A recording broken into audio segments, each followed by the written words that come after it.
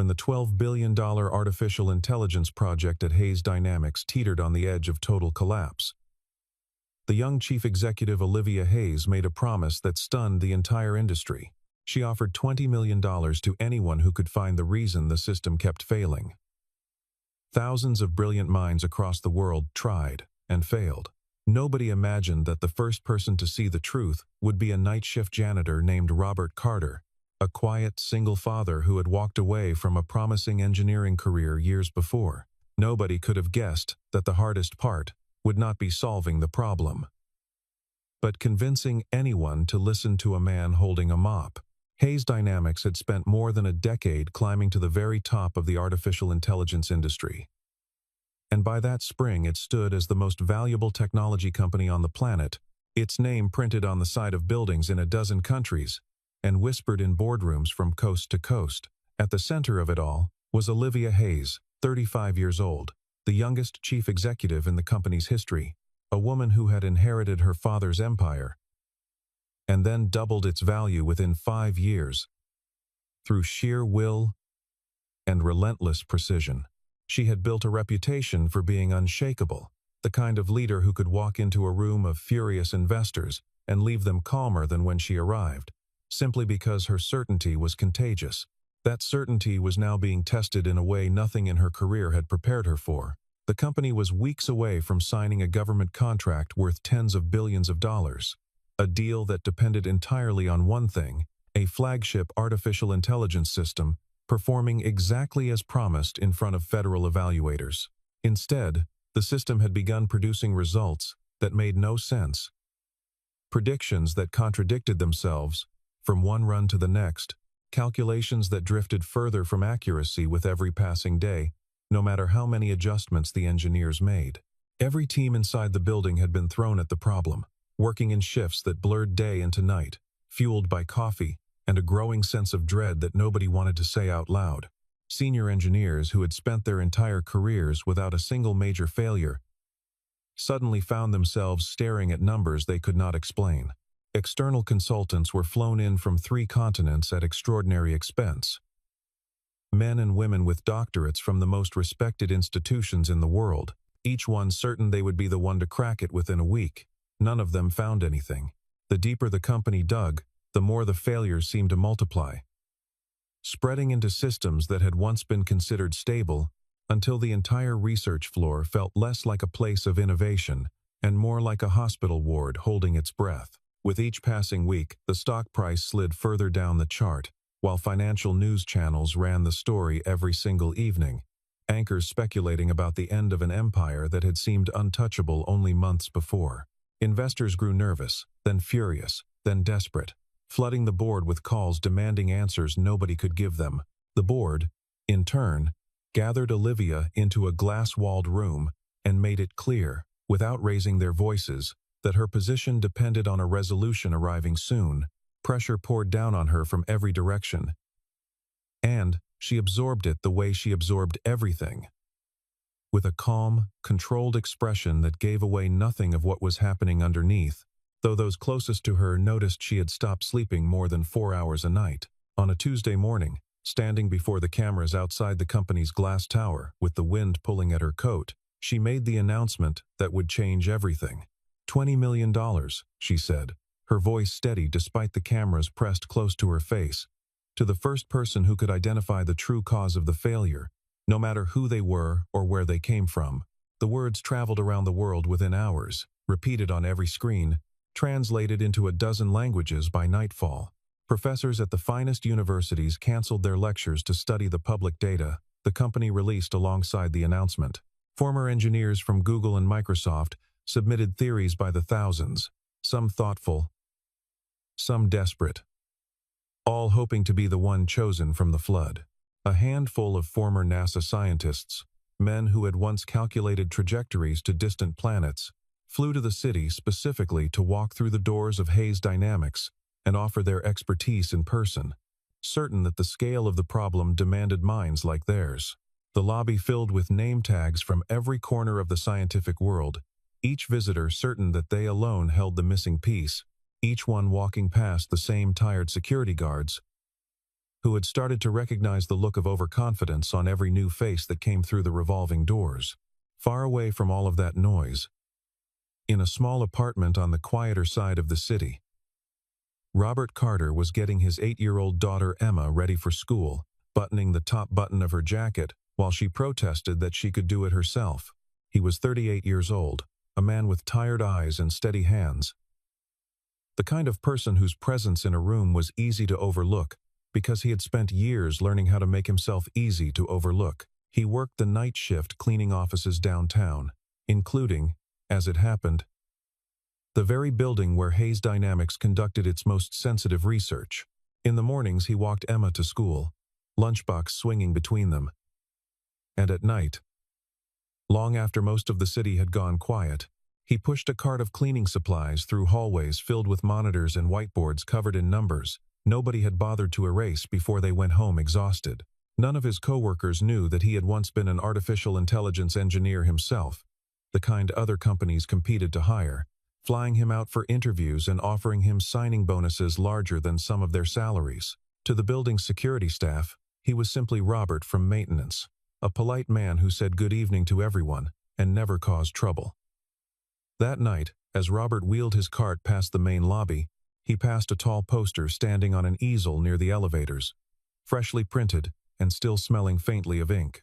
$20 million challenge, it read, with the company logo glowing beneath the words in sharp corporate blue. He paused for a moment, read it twice, and allowed himself a small, quiet smile, the kind of smile a man gives when he knows something the poster does not. Then he picked up his mop and continued down the hall, disappearing into the dim light of the corridor, as if the announcement had nothing at all to do with him. Robert's life had folded itself into a shape so small that most people who knew him assumed it had always been that way, that he had simply been born into a life of quiet routines and modest paychecks. He rented a one-bedroom apartment with water stains on the ceiling shaped like a country he could never quite name, and a refrigerator that hummed louder than it should, a sound Emma had once said reminded her of a sleeping dragon. His car was 11 years old and made a sound every time it started that suggested it might be the last time. A sound that had become so familiar he no longer flinched at it. Money was always thin, stretched between rent, groceries, and the medication Emma needed for her asthma, and there were months when Robert skipped his own dinner so the numbers in his bank account would land somewhere close to zero rather than below it. He never told her this. He simply said he wasn't hungry, or that he had eaten earlier at work. Small lies stitched together out of love rather than deceit. Emma, for all her quietness, was sharper than most children her age, and sometimes in the evening, while he made dinner, she would look up from her homework and ask him questions that landed harder than she realized. "Daddy," she said one night, her voice small but curious, "is it true you used to be a real scientist?" She had heard it from a neighbor, an old woman who remembered Robert from years before he moved into the building, back when he still wore suits instead of gray uniforms. Robert smiled the way he always did when that question came up. A smile that carried more history than he was willing to share.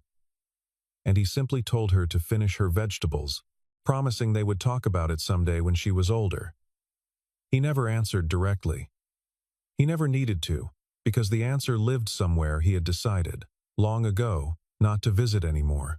10 years earlier, Robert Carter had been one of the most promising artificial intelligence engineers of his generation, a man recruited by multiple technology giants before he turned 30, a name attached to research papers that other engineers studied in graduate school years after he had stopped writing them. He had built systems that companies fought over in bidding wars that made headlines. And there had been a stretch of time when his future looked unstoppable, when colleagues used to joke that he would be the one accepting awards while they were still finishing their dissertations. He remembered those years now only in fragments, conference stages under bright lights, a corner office with a view he barely had time to enjoy, and his wife Catherine waiting for him at home with dinner, kept warm long past the hour he had promised to arrive. Catherine had been a schoolteacher, patient in a way Robert never quite managed to be with himself, the kind of woman who reminded him gently that the work would still be there in the morning. They had built a life together that felt, for a while, like it was simply waiting to get better with each passing year.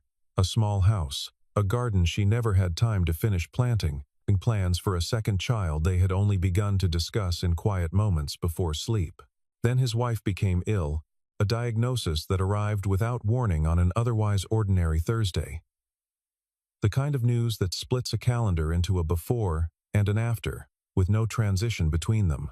Within a brutally short span of time, she was gone, leaving him alone with a toddler whose lungs struggled with every breath she took in the months that followed her mother's death, as though grief itself had settled into her small chest and refused to leave. The hospital visits piled up. The medical bills piled up faster, arriving in envelopes he eventually stopped opening right away because he already knew what they would say. Patents he had been finalizing were left unfinished on a server somewhere. Research he had been leading was quietly handed to someone else within weeks of his absence. And somewhere in the chaos of grief and survival, Robert made the only decision that made sense to him. He walked away from the career, and he never looked back, not even when old colleagues occasionally reached out, hoping to lure him back with offers he politely declined every time. By the time he started working nights as a janitor, nobody around him had any idea who he had once been. His co-workers saw a polite, soft-spoken man who showed up early, worked diligently, and never complained. Even on the nights when his back ached so badly, he had to sit on an overturned bucket for a moment before continuing. The engineers whose offices he cleaned barely registered his existence beyond a passing nod.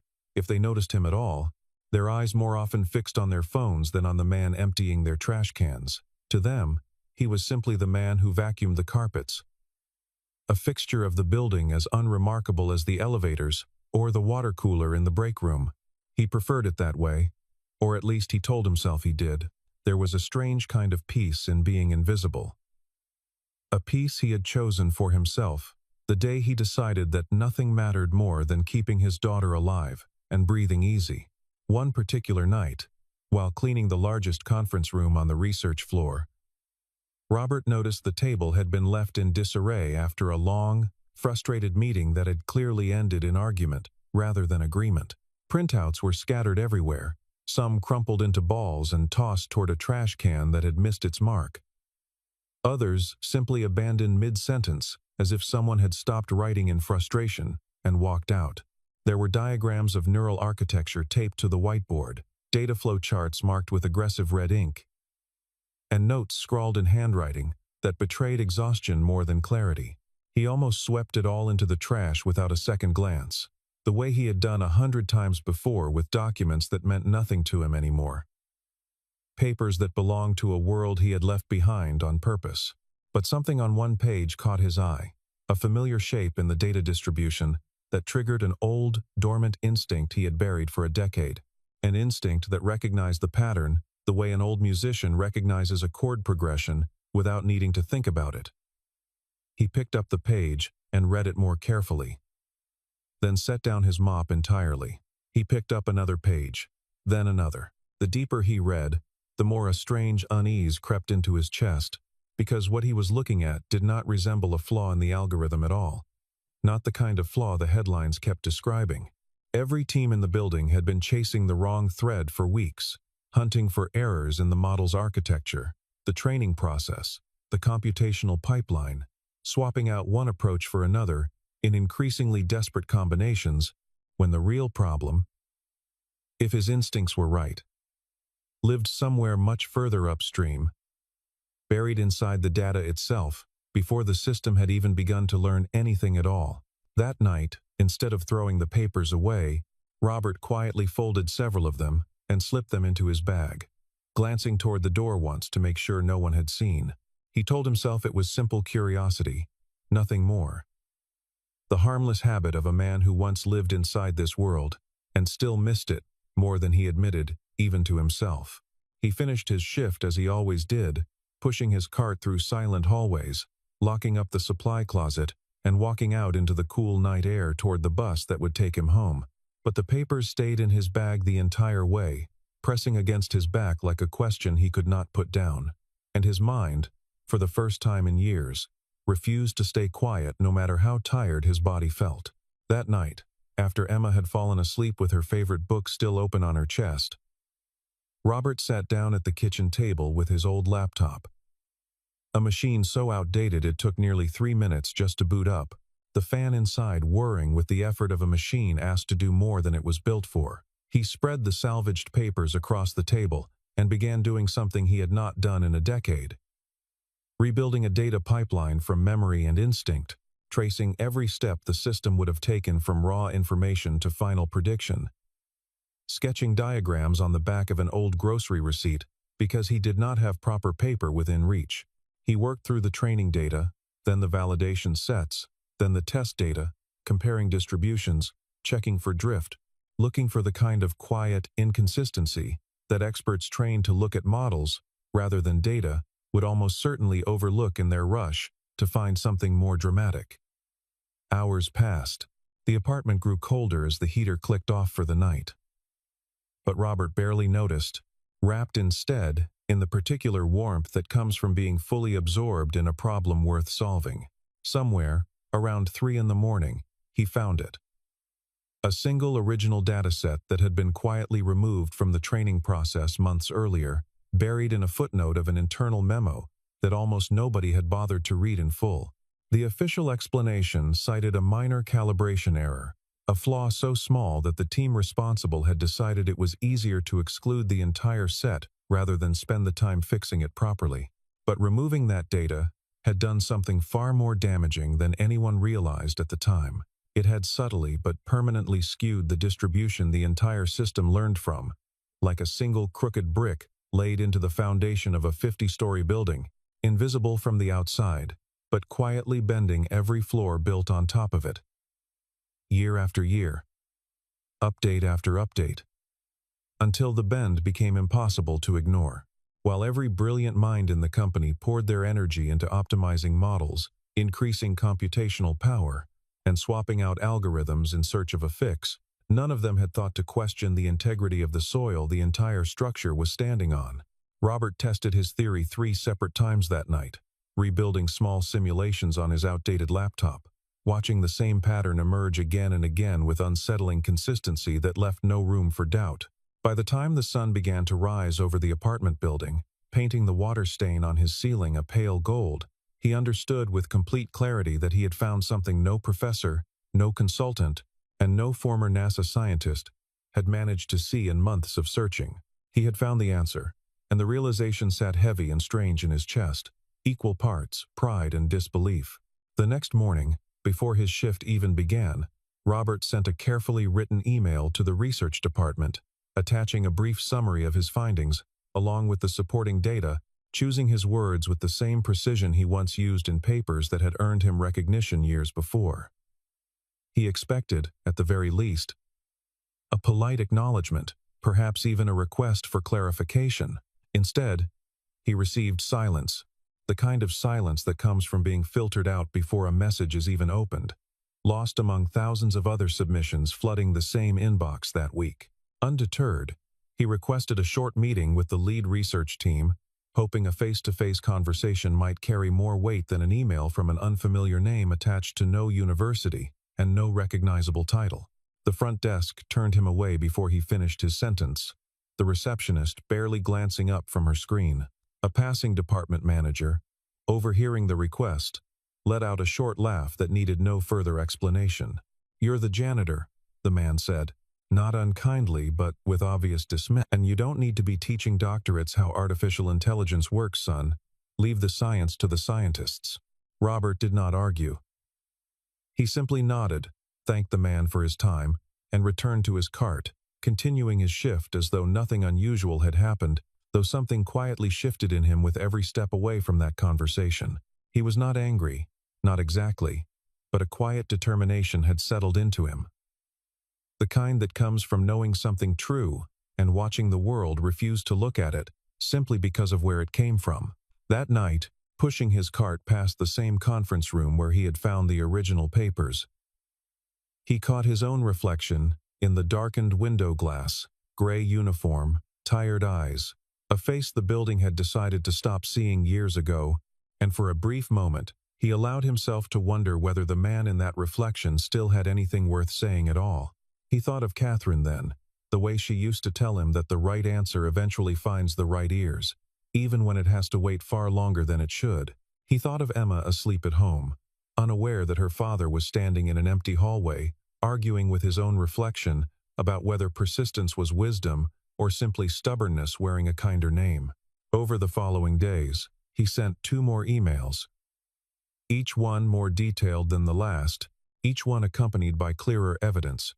Each one met with the same silence, until he began to wonder whether the truth he had found would simply die in an inbox somewhere, unread and unimportant to everyone but him and the daughter who had no idea what her father was carrying. Then, almost by accident, Olivia Hayes opened an email she normally would have ignored, scrolling through a folder her assistant had flagged as low priority. She had been combing through hundreds of submissions herself that week, frustrated by theories that sounded impressive but led nowhere, each one more elaborate than the last, and none of them correct.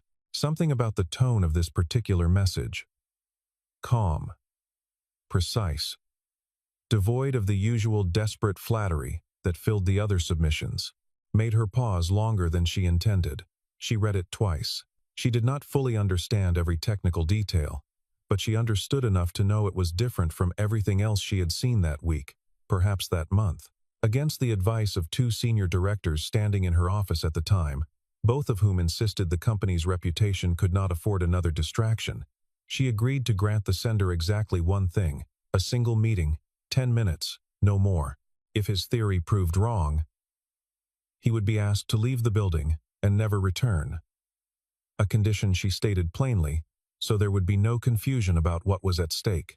Robert agreed without hesitation when the message reached him later that day. He had nothing left to lose and, for the first time in 10 years, something he very much wanted to prove, not for the money, though the money mattered, but for the quiet satisfaction of being seen again.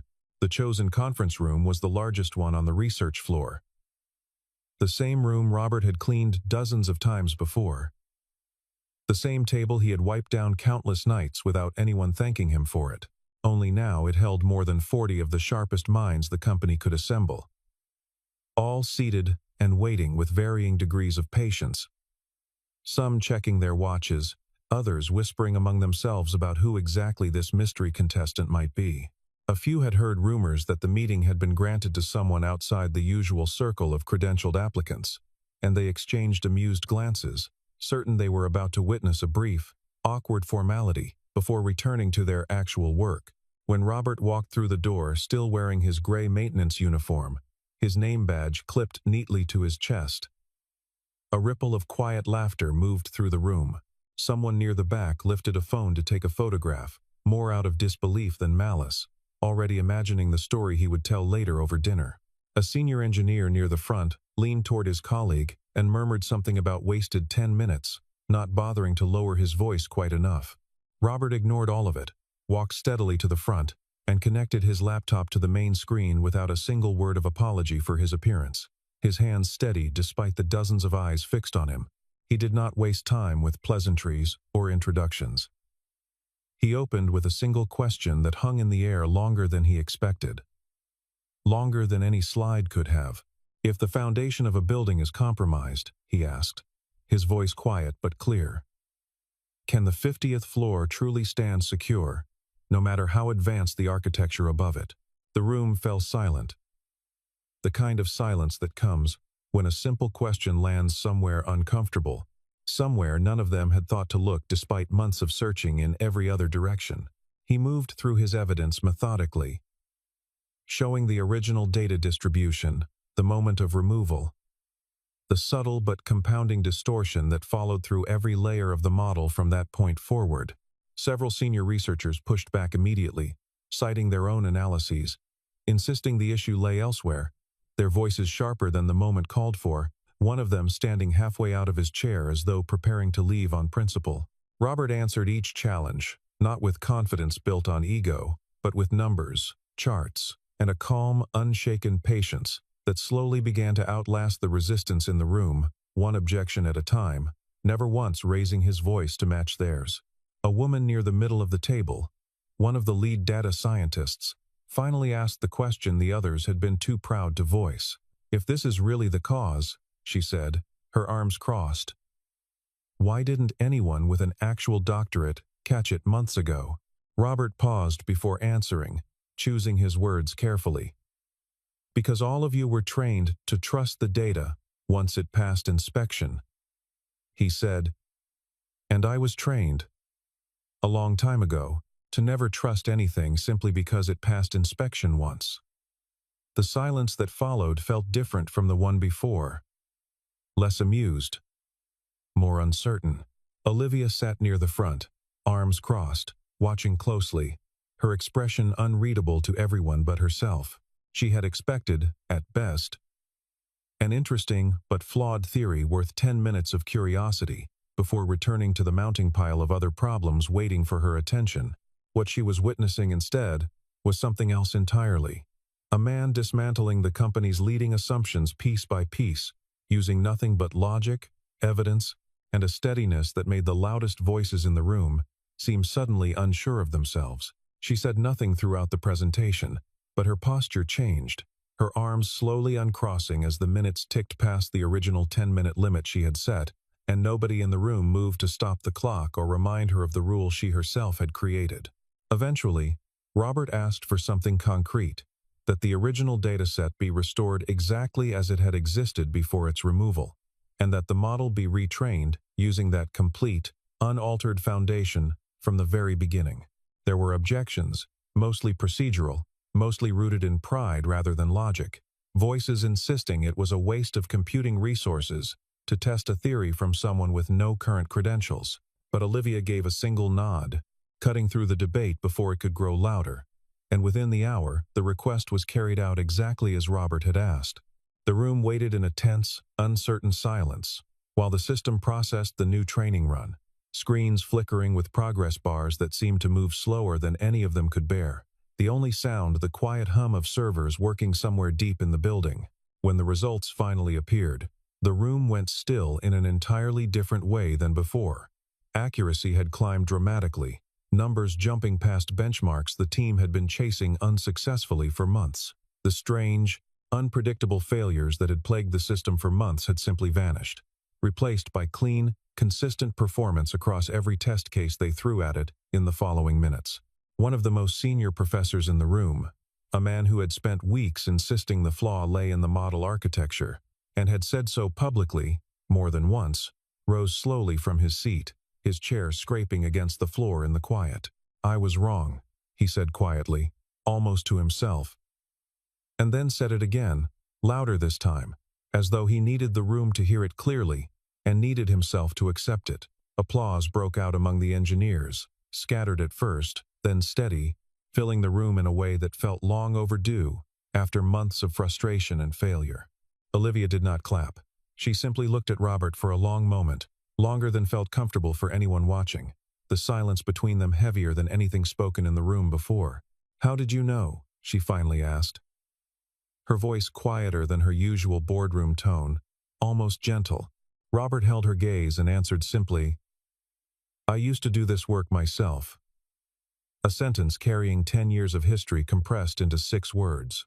The room, still buzzing from what it had just witnessed, fell into a different kind of silence, one filled with questions nobody yet knew how to ask. Questions about who this man really was, and why none of them had ever bothered to find out. It did not take long for Olivia to find out exactly who Robert Carter had once been. A single search through old employment records and archived research papers revealed a history that left her stunned, and within hours the story had quietly spread through the entire building, whispered between desks faster than any official announcement could have traveled. Robert had once stood among the most promising engineers in the field, his name attached to systems still referenced in current research papers, his early work cited by people in that very room who had no idea they were citing the same man they had laughed at days earlier, the same man whose uniform they had photographed for a joke. Wanting to understand the full picture, Olivia made the unusual decision to visit Robert's apartment directly, rather than simply summoning him to her office through official channels. It was there she met Emma for the first time. A bright, curious girl who greeted her with more confidence than most adults in the building, immediately asking whether she had come in the shiny car parked outside.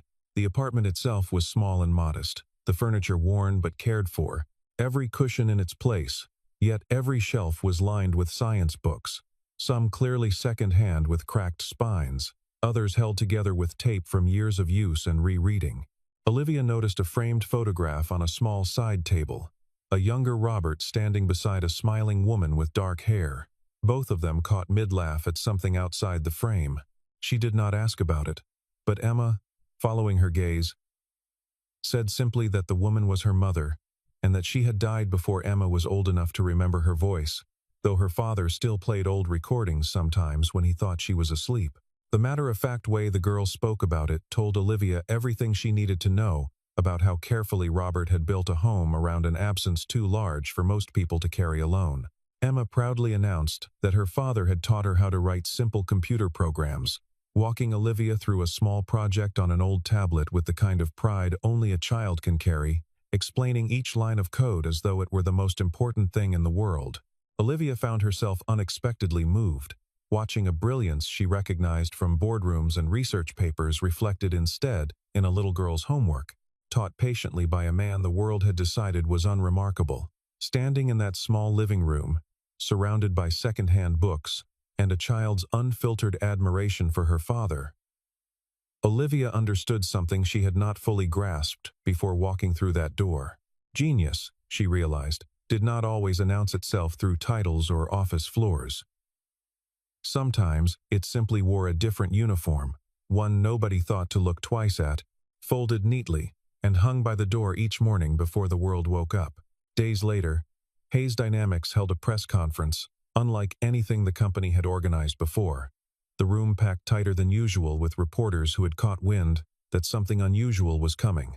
Olivia stood at the podium and announced, without hesitation, that the man who had solved the crisis threatening their largest contract in history was not a professor, not a former NASA scientist, but a janitor named Robert Carter, a name most of the room had never heard before that exact moment. The room buzzed with disbelief, cameras flashing rapidly as reporters scrambled to capture his reaction, several of them visibly checking their notes to make sure they had heard correctly. The very engineers who had dismissed him days earlier now stood applauding, some visibly embarrassed, glancing at each other with quiet apology, others simply relieved that the nightmare that had consumed their nights for months had finally ended.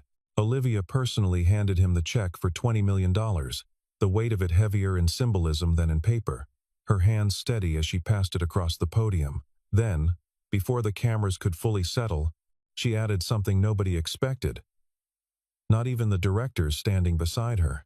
"I would like to offer you a position," she said, turning to face him directly.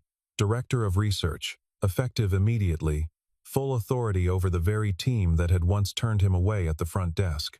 Robert went quiet for a moment, the kind of quiet that carried years of memory behind it, the kind of quiet that remembered late nights at a hospital bedside more than any boardroom. Then, almost instinctively, he declined, the answer arriving before he had fully decided to give it. His reason was simple and unwavering. He needed his time for his daughter, the one thing he had never been willing to trade for any career, no matter how brilliant the opportunity or how large the number attached to it. Olivia, watching him carefully, offered a gentler response than the cameras expected, stepping slightly closer so her words felt less like a public offer and more like something personal. "You do not have to choose," she said. "You can be her father and still change the world." The two things were never as opposed as he had spent 10 years believing. Robert considered her words in silence for a long moment, the noise of the room fading around him as though the reporters and cameras had stepped back to give him space to think. Finally, he agreed, on the condition that his hours would always bend around Emma's school mornings and her medical appointments, a condition Olivia accepted without a single objection.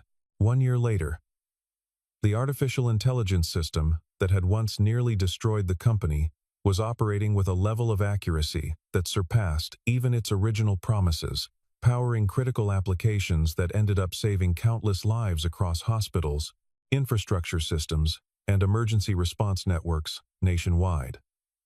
Systems that diagnosed conditions faster and predicted disasters earlier than anything that had existed before. Robert, despite his sudden wealth, never moved into anything resembling luxury. turning down the larger homes his new salary could easily afford. He kept the same modest apartment a little longer than anyone expected, upgraded only what truly mattered for Emma's health and comfort: a better mattress, a proper air filter for her room, and used the overwhelming majority of his $20 million to create something he called the Second Chance Scholarship. The scholarship was designed specifically for people the world too often overlooked: students who had been forced to leave school early because life demanded something more urgent of them, parents who had sacrificed promising careers for family emergencies, the way he once had, and quiet, talented individuals buried under circumstances rather than a lack of ability. People exactly like the man he used to be before a hospital corridor changed the direction of his entire life.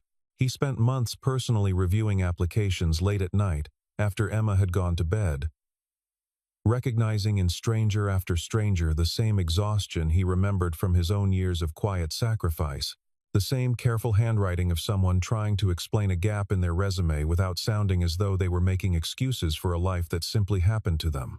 Some of the recipients had given up engineering for sick parents. Others had abandoned medical school for children who needed them more than any classroom did. And each story he read reminded him a little more of the version of himself that had once disappeared from every record that mattered. At its launch ceremony, surrounded by the very first recipients, many of them visibly emotional as they shook his hand, some of them unable to find the right words and simply nodding instead, Emma stood beside her father in a new dress she had picked out herself, looking up at him with the same curious expression she always had. A young woman near the front, barely older than 20, told Robert through tears that she had stopped studying computer science 3 years earlier to care for her grandmother, and had assumed that door had closed for good the moment she signed the withdrawal papers. Robert simply told her what he wished someone had told him a decade earlier: that doors closed by love are never truly locked, only waiting for the right hand to try them again. "Are you rich now, Daddy?" Emma asked, loud enough for a few nearby guests to smile and exchange glances. Robert laughed softly, kneeling down to meet her eyes, the way he always did when something mattered enough to require his full attention. "The most valuable thing in life is not money," he told her gently. "It is the chance to help someone else find theirs, the chance to be seen the way he had finally been seen after years of believing nobody ever would look twice." Standing a short distance away, Olivia listened quietly, a small, genuine smile crossing her face as she watched the scene unfold, thinking back to the small apartment, the second-hand books, and the little girl who had once shown her how to write a simple line of code with more pride than any executive she had ever met.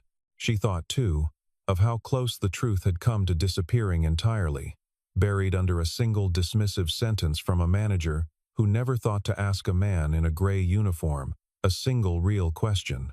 It unsettled her, even now, to imagine how many other Roberts might still be pushing carts through hallways at that very moment, holding answers nobody had thought to ask them for, simply because the world had already decided what kind of person was allowed to be brilliant. She made a quiet promise to herself that day, standing at the edge of the celebration, that Hayes Dynamics would never again mistake a uniform for the limit of a person's mind, and she meant to keep that promise long after the cameras at the ceremony had packed up and gone home. As the cameras slowly pulled back from the celebration, capturing the small crowd gathered beneath the banner of the new scholarship, a single truth settled over everything that had happened that year, quiet but unshakable: never judge a person by the uniform they wear, because sometimes the one holding the mop is the very person capable of changing the entire world. And sometimes, the only thing standing between a forgotten genius and his next great discovery is a single person willing to give him 10 honest minutes.